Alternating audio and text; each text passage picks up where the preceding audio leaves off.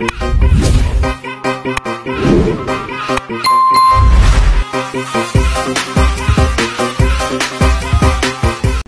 teman-teman semuanya, jadi siapa nih pejuang P3K Kejaksaan RI tahun 2025? Hari ini kita akan membahas soal-soal manajerial yang keluar di tes P3K tahun 2024 kemarin, baik di tahap 1 maupun di tahap 2. Langsung aja kita ke soal yang pertama. Nah, di soal yang pertama ini disebutkan bahwa Anda adalah seorang ASN yang baru diangkat sebagai guru dan saat ini sedang dalam masa libur sekolah. Banyak rekan Anda memilih untuk tidak masuk kerja karena tidak ada kegiatan belajar mengajar. Dalam situasi tersebut, sikap yang paling tepat Anda lakukan adalah kata kuncinya kita ini sebagai guru dan kita juga sebagai ASN ya teman-teman ya. Masalah di soal ini adalah banyak rekan kerja kita yang tidak masuk kerja karena alasannya tidak ada kegiatan belajar mengajar.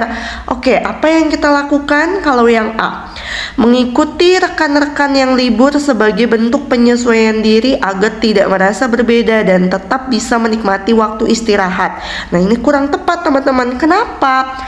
Karena meskipun kita sebagai guru, tapi di sisi lain kita ini profesinya sebagai seorang ASN. Seorang ASN itu memiliki hari kerja dan jam kerja yang sudah ditentukan. Jadi, meskipun tidak ada kegiatan belajar mengajar karena sedang masa libur sekolah, namun kita harus tetap bekerja. Apa yang kita lakukan di sekolah kalau seperti itu?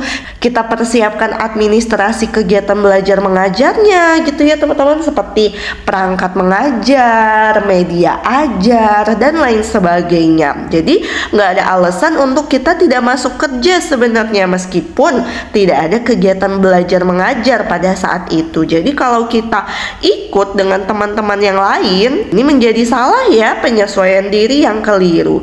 Kalau yang B, memanfaatkan waktu untuk beristirahat penuh agar lebih segar dan semangat saat masuk sekolah kembali. Ini juga sama. Tandanya kita tidak paham aturannya ya teman-teman, bahwa sebagai ASN itu punya hari kerja dan jam kerja tertentu. Kalau yang C, menunggu arahan langsung dari atasan sebelum memulai atau menyelesaikan tugas. Tidak perlu menunggu arahan dari atasan langsung karena aturannya sudah jelas bahwa sebagai seorang ASN itu punya jam kerja dan hari kerja. Jadi kalau yang C tandanya kita tidak paham. Yang D, tetap masuk ke sekolah dan menjalankan tanggung jawab meskipun suasana terkesan santai. Nah, inilah yang mungkin bisa kita pilih ya teman-teman, D lah yang poinnya 4. Jadi kalau yang D tandanya kita tetap bekerja sesuai dengan hari kerja dan jam kerja kita sebagai seorang ASN meskipun pada saat itu kita tidak bekerjanya tidak untuk mengajar gitu ya. Jadi D lah yang nilainya 4. Kalau yang C nilainya 3. Kalau yang A 2. Kalau yang B 1. Kita ke soal selanjutnya. Nah, ini adalah soal yang kedua. Di soal kedua disebutkan bahwa Anda mendadak diminta oleh atasan untuk memimpin rapat penting yang akan dimulai pukul 15.00. Namun, Anda sudah berjanji kepada ibu untuk mengantarkannya ke dokter pukul 16.30. Dan waktu tempuh ke lokasi dokter sekitar 20 menit dari kantor. Dalam situasi ini, sikap paling tepat yang Anda lakukan adalah di sini kita diminta untuk memimpin rapat penting pukul 15.00. Kita tahu bahwa 15.00 ini masih dalam jam kerja ya teman-teman ya. Kalau kita masuknya pukul 7.30, maka jam kerjanya itu sampai 15.30 seharusnya kan, karena satu hari itu 8 jam kerja. Tapi kalau kita masuknya pukul 8.00, maka jam kerjanya sampai 16.00. Maka kemungkinan jam 15.00 ini masih dalam jam kerja. Apabila kita diminta untuk memimpin rapat di jam kerja jam 15.00, maka kita harus bersedia ya teman-teman, karena memang ini saatnya jam kerja. Tapi di sisi lain kita udah berjanji untuk mengantarkan ibu ke dokter pukul 16.30 nih. 16.30 udah di luar jam kerja. Karena dari itu apa yang kita lakukan seharusnya saat kita diminta untuk memimpin rapat di jam kerja, maka harus kita setujui. Tapi untuk meminimalisir keterlambatan kita mengantar ibu, karena kita mengantar ibunya udah di luar jam kerja gitu ya, kita boleh beritahu atasan bahwa setelah jam kerja kita ada janji, ada urusan pribadi. Maka jawaban mana yang kita pilih? Kalau yang A, menyampaikan kepada atasan bahwa Anda tidak bisa memimpin rapat karena memiliki janji pribadi yang tidak bisa ditinggalkan, ini salah. Kita masih bisa memimpin rapat. Rapat ini kan pasti berlangsung sampai jam kerja berakhir ya teman-teman. Karena dari itu yang A kita eliminasi. Kalau yang B, menerima permintaan atasan dan menyampaikan bahwa Anda akan mengurus keperluan pribadi setelah rapat selesai. Nah, ini bisa jadi. Ini meminimalisir kalau kita diminta melakukan sesuatu di luar jam kerja nanti gitu. Jadi kita harus ngasih pemberitahuan lebih awal kepada atasan bahwa setelah jam kerja ini kita ada urusan pribadi gitu ya, mengantar ibu ke dokter. Oke, selanjutnya kalau yang C, tetap memimpin rapat karena tugas kantor harus diutamakan, lalu mengantar ibu setelah semua pekerjaan selesai. Nah, kalau kita tidak memberitahukan keperluan kita kepada atasan, ini kan harus kita minimalisir ya teman-teman. Karena pekerjaan itu kan ada kemungkinan kita mengharuskan untuk lembur dan lain sebagainya. Nah, untuk meminimalisir kita melakukan pekerjaan di luar jam kerja atau istilahnya lembur, maka kita harus beritahu dulu jadwal kita atau kepentingan kita yang sudah terjadwal sebelumnya kepada atasan. Jadi kalau mengantar ibu tanpa memberitahukan dulu kepada atasan, maka ini beresiko ya yang C ya. Jadi kita eliminasi. Kalau yang D, menyampaikan bahwa Anda bersedia memimpin rapat dan meminta izin untuk pulang lebih awal setelahnya. Ini tandanya kita nggak profesional ya teman-teman, karena minta izin untuk pulang lebih awal.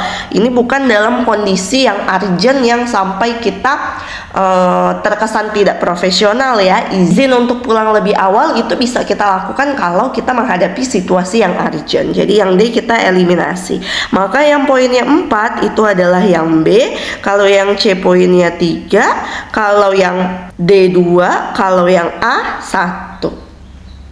Kemudian soal selanjutnya lagi, di soal nomor 3 disebutkan bahwa Anda adalah seorang polisi lalu lintas. Nah, ini soal keluar di tahun 2024 kemarin ya teman-teman, tahap 1.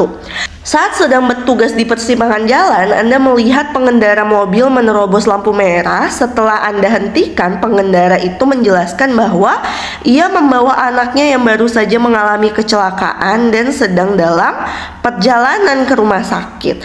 Sebagai petugas polisi lalu lintas, sikap yang paling tepat yang kita ambil adalah yang A, menegur dan menasehatinya bahwa tindakannya sangat berbahaya bagi dirinya dan orang lain. Ini bisa jadi kita pilih, kita simpan dulu ya. Yang B, menilangnya dengan tegas karena aturan tetap harus ditegakkan dalam kondisi apapun. Nah, ini kita justru membahayakan orang lain ya teman-teman ya, karena kalau menilang ini kan butuh waktu, sedangkan ini lagi dalam kondisi darurat bahwa ada seseorang yang mengalami kecelakaan. Kalau yang C, memberikan pengawalan ke rumah sakit sambil berkoordinasi dengan petugas lain agar lalu lintas tetap terkendali. Bisa jadi nih ya teman-teman. Kenapa seperti itu? Karena di sini kan posisinya si pengendara mobil tersebut dia itu buru-buru untuk sampai ke rumah sakit sehingga dia sampai menerobos lampu lalu lintas gitu kan. Nah, kita sebagai petugas kepolisian sebenarnya kita punya loh perangkat sirine. Jadi kalau nanti ada lampu lalu lintas kembali saat kita ingin melewatinya, kita bisa menerobosnya karena kita punya sirine itu gitu ya.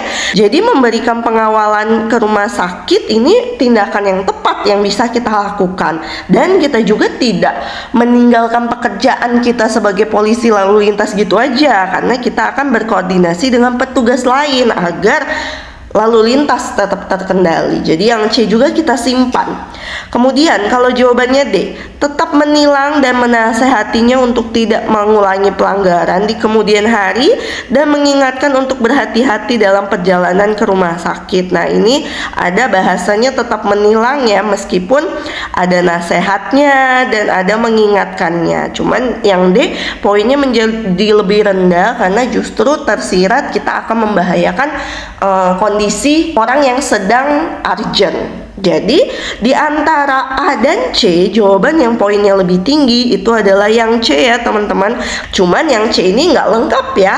Tetap sebenarnya jawaban yang lebih lengkap ini kita mengawalnya ke rumah sakit dan tetap kita proses tindakan dia melanggar aturan lalu lintasnya. Itu sebenarnya jawabannya yang lebih tepat. Cuman karena nggak ada jawaban itu, kita pilihlah jawaban yang mungkin tepat. Yang mungkin tepat itu adalah yang C.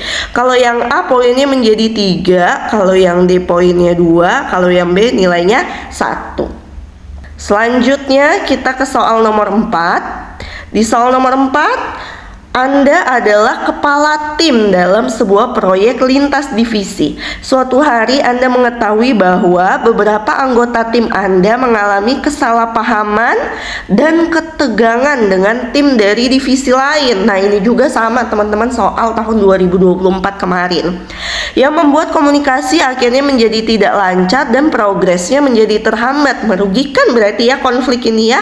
Dalam situasi ini, sikap yang paling tepat Anda lakukan adalah karena di sini posisi kita adalah kepala tim dan kita mengetahui bahwa ada tim kita yang mengalami konflik dan ini mempengaruhi terhadap kinerja tim, pekerjaan tim, maka yang kita lakukan tidak boleh kita biarkan konflik ini terus-menerus berkelanjutan. Jadi harus kita kelarkan gitu ya, harus kita selesaikan konflik ini. Yang menyelesaikan konflik, kita pilih jawabannya kalau yang A. Meminta anggota tim Anda untuk menghindari konflik. Ini menghindari konflik padahal konfliknya sudah terjadi. Jadi kalau yang A ini bukannya menyelesaikan ya teman-teman, justru lari dari masalah, kita eliminasi. Kalau yang B, menyampaikan keluhan tim kepada pimpinan divisi. Nah, kalau dikit-dikit masalah tim kita adukan ke atasan, tandanya kita nggak kompeten sebagai kepala tim. Kita nggak profesional, kita nggak mampu untuk menyelesaikan masalah dalam tim. Sehingga yang B, eliminasi. Kalau yang C, mengajak perwakilan kedua tim untuk berdiskusi secara terbuka dan mencari solusi bersama atas ketegangan yang terjadi. Nah, ini bisa kita pilih ya karena ada solusinya. Kalau yang D, meminta tim Anda fokus pada tugas masing-masing dan mengurangi interaksi dengan tim lain. Ini juga sama, dia tidak menyelesaikan masalah ya. Jadi yang menyelesaikan masalah itu adalah yang C yang poinnya 4, kalau yang B poinnya 3, D 2, kalau A 1. Jadi ingat ya teman-teman, kalau ada masalah dalam tim, kita sebagai anggota tim harus menyelesaikan dulu ya, jangan dikit-dikit kita lapor kepada atasan. Kemudian soal selanjutnya di soal nomor 5, Anda adalah atasan di sebuah pusat perbelanjaan. Saat melakukan pengawasan, Anda melihat seorang kasir tidak mencetak struk untuk pelanggan. Padahal kebijakan toko mewajibkan setiap transaksi disertai struk pembelian. Sikap Anda yang paling tepat adalah karena kita aturannya udah jelas bahwa setiap transaksi itu harus ada struknya yang diberikan kepada pelanggan, maka ketika ada karyawan kita di sini sebagai seorang kasir tidak melakukan hal itu, berarti dia melakukan pelanggaran ya teman-teman. Nah, yang melakukan pelanggaran ini harus ditindaklanjuti. Kita pilihlah jawaban itu. Kalau kita jawabannya yang A, menegurnya secara langsung saat itu juga agar menjadi pelajaran bagi staf lainnya untuk tidak melakukan hal yang serupa. Ini meskipun menegur karena tindakannya salah, tapi dia menegurnya saat itu juga. Kalau saat itu juga, maka di depan pelanggan dan terlihat banyak orang, tidak etis ya teman-teman ya. Jadi yang A bisa kita eliminasi, dia kurang bijak. Kalau yang B, memintanya segera menjalankan prosedur sesuai aturan lalu mencatat pelanggaran untuk ditindaklanjuti. Nah, ini betul. Jadi kita nggak menyalahkannya, kita langsung memintanya untuk melakukan sesuatu yang seharusnya, dan kesalahannya tetap kita catat untuk untuk ditindaklanjuti karena posisinya saat itu dia sedang melayani pelanggan. Bisa kita pilih nih yang B. Kalau yang C, menghentikan transaksi untuk sementara dan memanggil kasir tersebut untuk dimintai penjelasan. Kalau yang C ini justru beresiko. Kenapa? Karena kasir yang melakukan pelanggaran tersebut kan sedang bekerja ya teman-teman ya, ada transaksi di situ. Kalau kita hentikan sementara, ini akan merugikan diri kita. Nanti perusahaan akan dapat keluhan dan lain sebagainya. Jadi yang C ini justru akan beresiko. Kalau yang D, mencatat pelanggaran yang dilakukan kasir dan meminta kasir tersebut untuk menghadap Anda di keesokan harinya. Kalau hanya mencatat dan nunggu sampai besok, berarti kan kejadian serupa ini masih ada rentang waktu untuk dia mengulanginya kembali ya teman-teman ya. Jadi kalau yang D ini kurang tepat juga kita pilih. Maka di antara A, B, C, D jawabannya yang bisa kita pilih cuman yang B ya, yang poinnya 4. Kalau yang D poinnya 3, C 2, kalau A 1. Lagi kita ke soal nomor 6. Anda adalah kepala tim dalam sebuah proyek yang harus diselesaikan tepat waktu.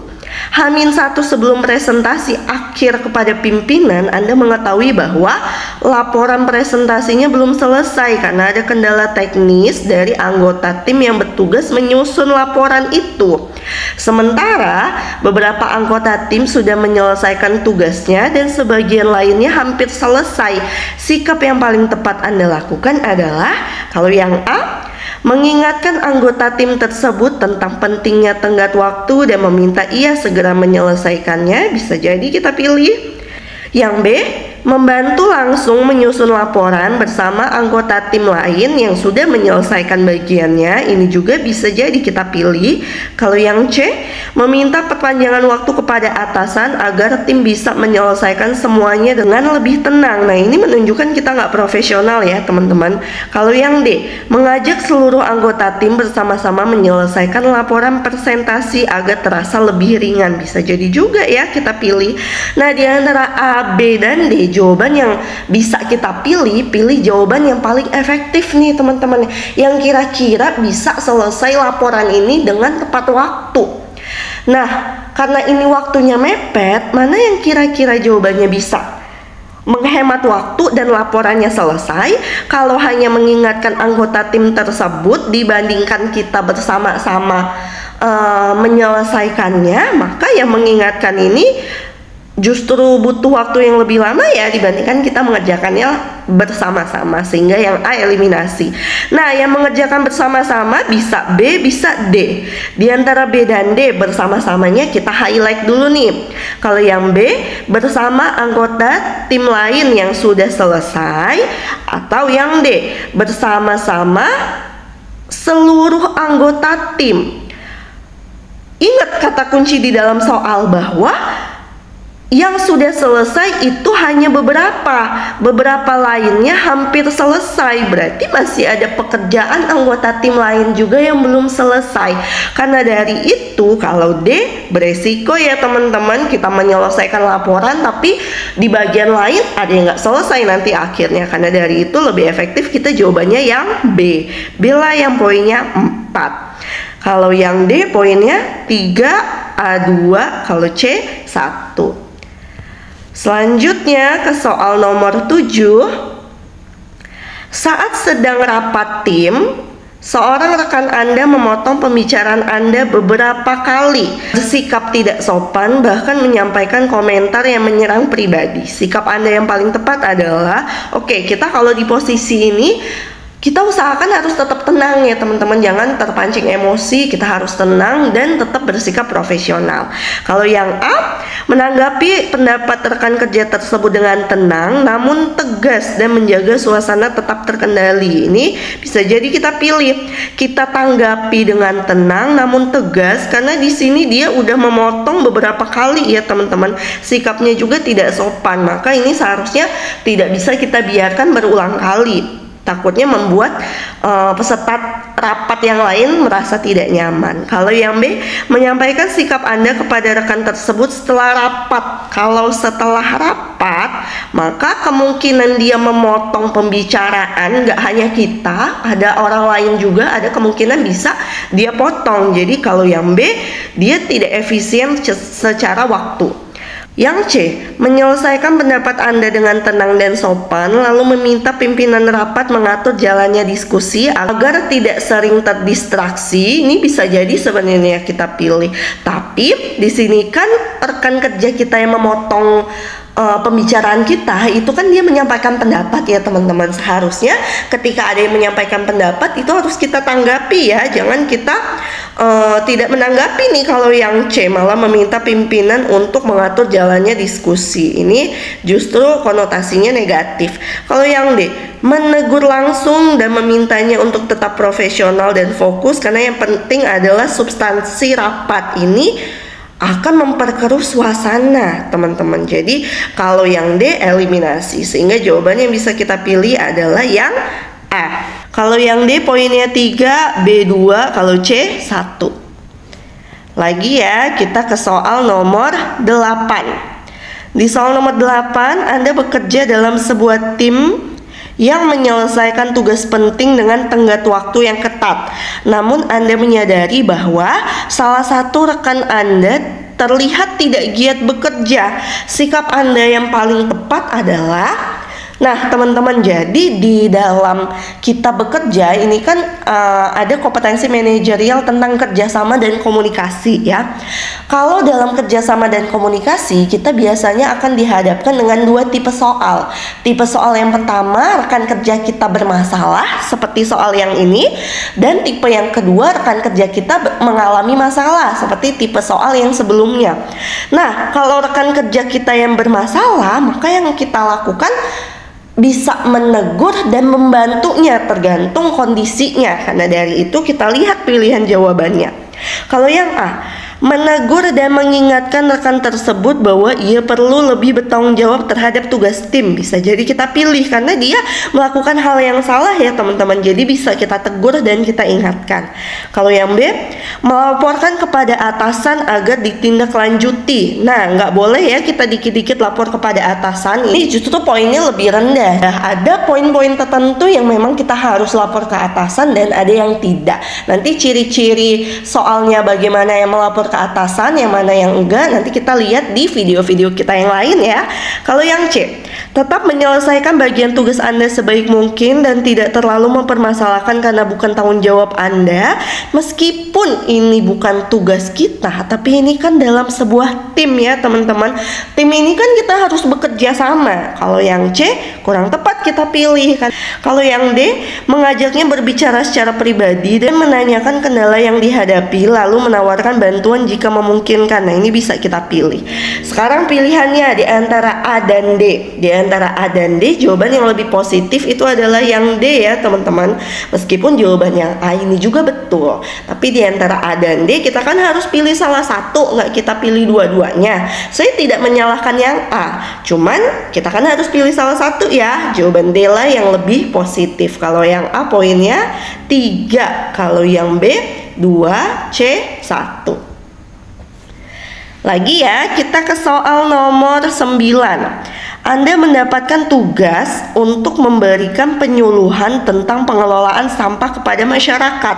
Namun, metode penyuluhan yang digunakan selama ini tidak efektif karena tidak memberikan dampak yang signifikan. Nah, ini juga soal manajerial tahun 2024 tahap 1 kemarin ya teman-teman. Meskipun soalnya tidak persis, tapi inti soal ini adalah kita disuruh melakukan penyuluhan tapi metodenya nggak efektif gitu. Banyak masyarakat yang ogah-ogahan ikut penyuluhan ini. Itu inti dari soalnya, kata si peserta tes tahun lalu. Nah, pilihan jawabannya apakah yang kita pilih? Kalau yang A, memberikan hadiah kecil seperti permen agar masyarakat tetap bersedia mengikuti penyuluhan. Nah, ini iming-imingnya berarti hadiah, bukan dari materi penyuluhannya. Jadi kalau yang A kurang tepat. B, tetap menggunakan metode lama. Ini tandanya kita tidak membuat perubahan, kita nggak memberikan solusi. Jadi yang B eliminasi juga ya. C. Mencari referensi dan metode baru yang lebih menarik dan relevan agar penyuluhan lebih efektif. Bisa jadi kita pilih, berarti ini ada langkahnya, ada solusinya terhadap permasalahan di soal. D. Tetap memberikan penyuluhan seperti biasa. Sama ya ini teman-teman, kalau seperti biasa tandanya kita nggak melakukan apa-apa, nggak solutif, nggak kreatif. D. Eliminasi. Jadi yang poinnya tepat adalah yang C, yang poinnya 4, A3, D2, B1. Selanjutnya kita ke soal nomor 10. Atasan Anda memberikan tugas untuk membuat proposal yang harus dikumpulkan hari ini. Namun, hingga pagi ini proposal Anda belum selesai, dan pada saat yang sama Anda sedang menghadiri acara hajatan keluarga. Sikap Anda yang paling tepat adalah A. Meminta izin kepada atasan dan menjelaskan bahwa proposal belum selesai karena sedang menghadiri acara keluarga. Ini terkesan nggak profesional ya teman-teman ya. Jadi urusan pribadi menjadi alasan kita untuk tidak bekerja profesional, itu salah. B. Menyuruh anggota keluarga untuk mengirimkan file proposal karena Anda sedang tidak bisa membuka laptop. Bisa jadi kita pilih ya yang B ya. Jadi anggota keluarga kita bisa mengirimkan filenya dan kita misal bisa ngedit proposal itu di tempat hajatan itu ya. Bisa jadi kita pilih.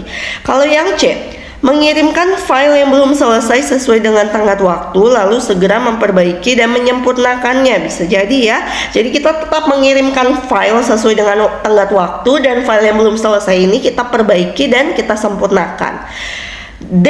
Tidak terlalu khawatir karena atasan pasti mengerti kondisi Anda yang sedang menghadiri acara keluarga. Ini nggak profesional ya. Nah, di antara B dan C, jawaban yang lebih tepat itu adalah yang C, karena yang C ini menyelesaikan dan menyempurnakan proposal yang belum selesai. Kalau yang B hanya mengirimkan saja ya, nggak ada tindak lanjutnya. Kalau B poinnya jadi 3, yang A 2, kalau D 1. Oke, sampai di sini video kita kali ini. Sampai jumpa lagi di video-video kita selanjutnya. Jangan lupa cek video-video kita yang lain. Jangan lupa belajar, karena masa depan bukan untuk ditunggu tapi untuk dipersiapkan. Selamat belajar teman-teman semuanya.